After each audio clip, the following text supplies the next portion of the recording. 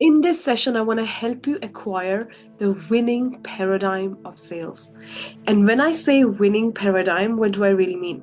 Over the past 2 decades, 20 years, I have come across thousands and thousands and thousands of entrepreneurs, people in corporate sales team, like all different people in the capacity of sales.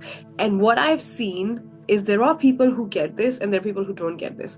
The reason the result determines if you get this. It's not the strategy, it's not the tactic, it's not what you say, it's way deeper. And this is what I want to share with you. And I've really mastered this with Bob Proctor, who really understood what sales was about.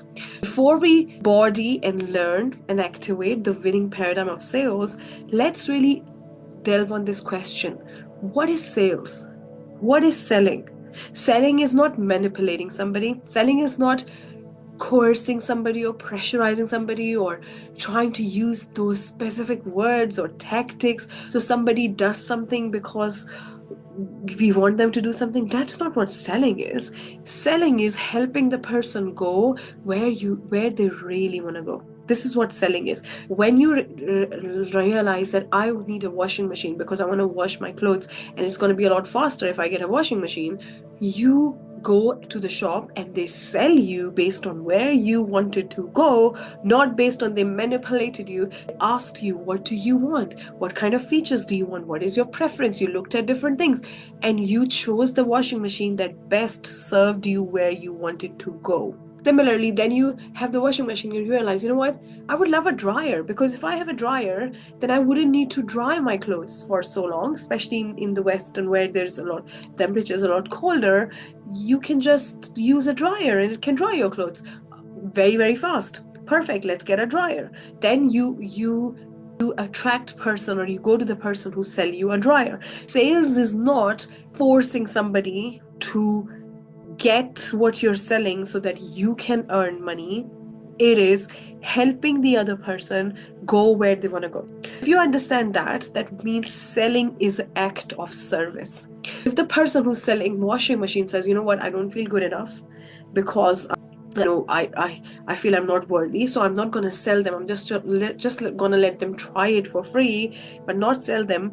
The key here is the biggest paradigm shift, which you really want to pay attention to. It's not about you. It's not about you. It's about them, and it's about where they want to go. It's not about you.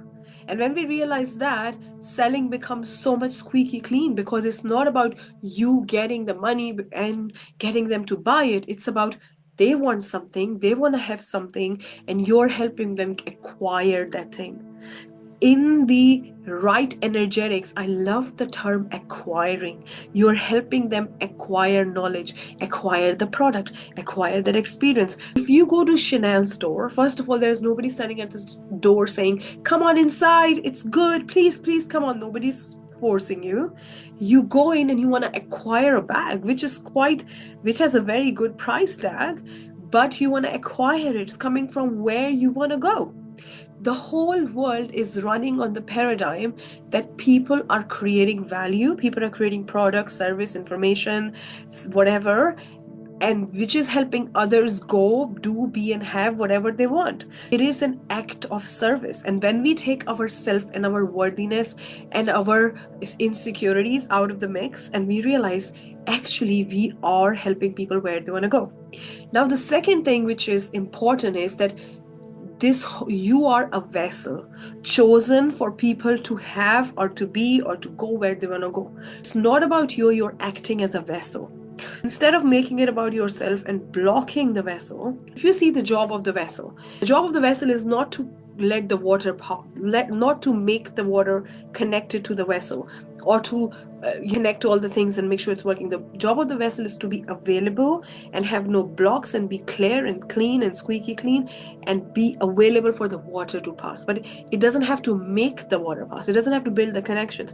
It just have to let it pass. Your job is to become the vessel, be available, position yourself without blocks, really make yourself available so that somebody or the water can go where they want to go.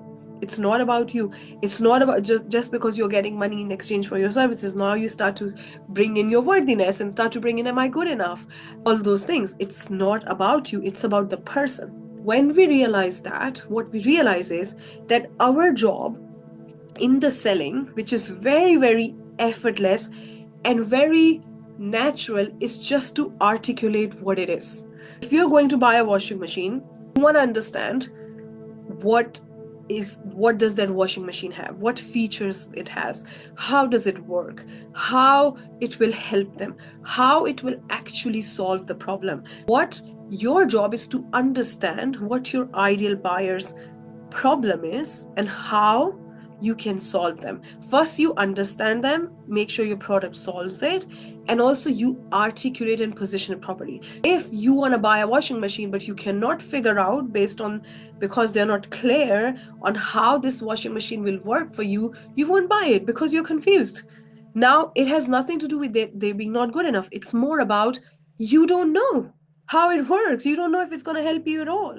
It's not about that person. It's about the washing machine and what they need it for. Your job is to create a product by understanding your ideal client better than they understand themselves, their problem specific to what you're creating, your industry, and then you create that solution for them and you articulate it well.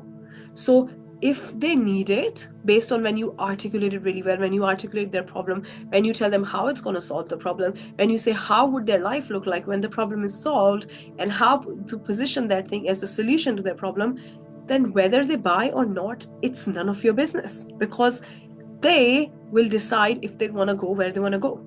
Now, the other thing, what I see in the selling industry, which is so frustrating, and which is, I don't know why we are taught this, is to force people and convince people that they need it. And even those people who are in resistance, like who don't want that product. Let's say that if there's a person who sells makeup, right, and they really love their makeup and it's really good, and they're saying makeup should get their makeup and they're selling it. But if there is another person who doesn't even like makeup, who doesn't believe in makeup, who thinks that if you do makeup your skin is getting affected, they believe in natural beauty. Now if you're trying to sell them makeup, they don't even want to go there. The whole principle of selling falls flat because they don't want that doesn't resonate for them. They're not in harmony with the idea to actually wanting that. So for example, if there is somebody who's like, I don't want washing machine, I believe in not wasting electricity, and I believe in making it using it your hands, or it's not good for the environment, whatever, then you cannot sell them that because they're resistance to the idea. But how many times we try to convince those people, and we actually focus on talking to those people who are resistant to the idea, and then we make it mean about ourselves that, look, nobody, like, I'm not worth it, nobody's listening to me, I'm not worthy, when that wasn't the case. What you're selling is not about you. It's not about you getting paid. It's not about how good you are in your worthiness, because you're born worthy and nothing has changed. It's about, are you talking to the person who is already looking for what you want? Because that's the effortless way. If you are trying to convince the person who doesn't even agree with the idea, doesn't resonate with the idea, that is like the losing battle, right? Are they already looking for that? Then your job is to articulate the value of your product or your service in the greatest way. That's your job. Your job is to create a great product and articulate it in the greatest way. And a lot of people ask me this question, that what if my product is not good enough? What if I feel like it's not good enough? So the question is, if you feel your product is not good enough, why do you feel that? Do you feel there is something missing? If you feel something is missing, can you just add that? But if you feel like, you know what, it is great, I don't think there's anything missing, but I still feel that means you have this inherent identity that I'm not worthy, what I create is not valuable. The question is, you have the desire to create that thing in the market, in the world, and that desire has been given from the source. You saying I'm not worthy or I'm not good enough is not even a question, because you are already chosen by the source. All the due diligence was done way before you had that desire in your heart. The fact that you have this desire, you're passionate about this, you want to make an impact, you want to make a difference, that means you're chosen. That means you're already worthy. You don't need to create extra hoops and say, you know what, I don't think I'm good enough. Like that's not even a question anymore. That's out of question. The way I see the sales paradigm is that there was a need and I got the calling in my heart, in my spirit, to fill that need. And I was chosen by the divine. It's not about me. It's not about my ego. It's not about me not wanting to figure out and be good at what I do and constantly evolve and grow and become a master at it because I don't want to be the starter or whatever. Like, I have taken this thing that I have been chosen and I commit to my calling for the rest of my life, and it's my life's work. And even when I wasn't good at it, even skills wise, I committed from the vision that it's my life's work. It excites me. It gives me that joy, which is the sign that it is my life's work, right? It's my calling. When you commit to that, and when you commit your lifetime to that calling, you become extraordinary. According to research, if you focus on something for 5 years, you become the best in the world in that. The reason being because after university, a lot of people stop improving and growing. There are very, very, very, very less people who are actually still growing and evolving, and they still work on themselves. If you are one of them, and if you focus on something for 5 years, you're gonna not be good, but you're gonna be the top in the whole world. Right? If you dedicate your life to something, you're going to be incredible very, very soon. And then it's not even about you, it's about the mission and the purpose and the impact. When a person invents a machine which saves, let's say, bypass or the heart operations or oxygen cylinder, or when Neil Armstrong first time actually went on the moon, it wasn't about the money that they generated, it's about the impact. So what went in the headline? It's the impact. The thing that really matters is the impact, and according to law of compensation, which is a universal law, that you get compensated for that because you rose up to your calling, you accepted that, you committed to that, but that's just a byproduct. The key thing is the impact, and you are the vessel for that. Instead of making it about yourself, because that is very small part, it is about the impact.